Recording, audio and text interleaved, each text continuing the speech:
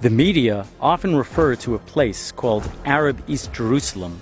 Sometimes we are told that this is a city that was conquered by Israel in 1967, as if that is the only claim Israel has to the city. But let's take a few minutes for some honest reporting. The term Arab East Jerusalem is not historically accurate. We have thousands of years of history of a single undivided city. Look back through all the various chapters in Jerusalem's past, and you will not find a time when Jerusalem was divided into east and west prior to the war with Jordan.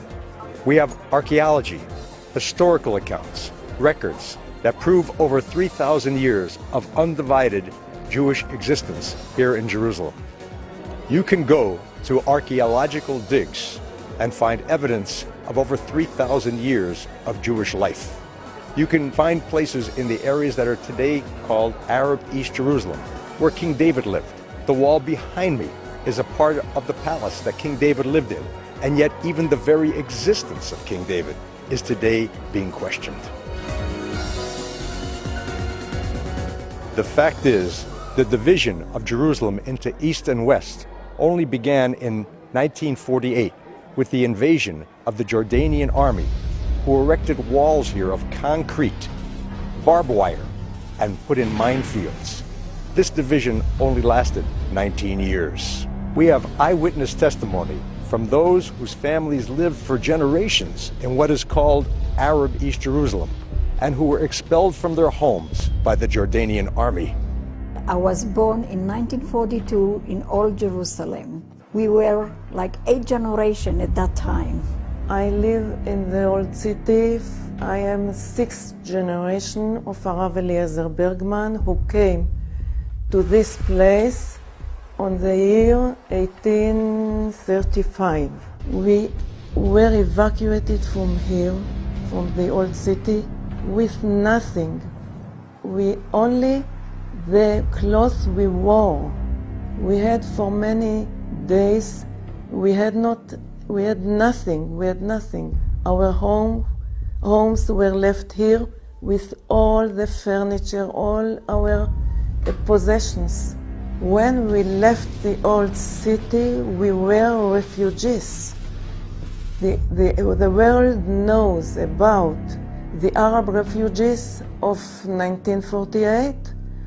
There were also Jewish refugees, and I was one of them. The last day of the war, which was ceasefire, my grandfather brought the last water, and the Arab already were on top of the roof of the synagogue, and they killed him.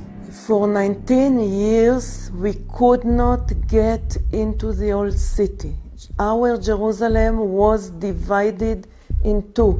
It's the first time in the history of Jerusalem that this city was divided.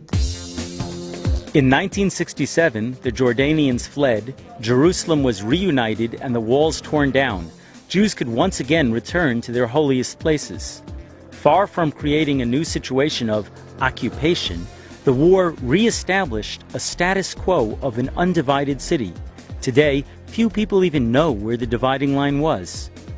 Thousands of Jews and Arabs cross the old dividing line every day without even realizing it. Jerusalem is a unified city, despite what the media would have you believe. Yet, with references to East Jerusalem as a separate geographical area, the media are supporting a historically inaccurate myth that undermines the legitimate Israeli claims that are backed by thousands of years of history. The two-city narrative is a myth, it's a lie, and the media are responsible for carrying that core message of the delegitimization campaign against the State of Israel and Jewish residents in the land. To refer to the city as if there are two distinct sides is wrong. What the media call Arab East Jerusalem is really where thousands of years of Jewish history took place. Don't let the media distort the real history of Jerusalem.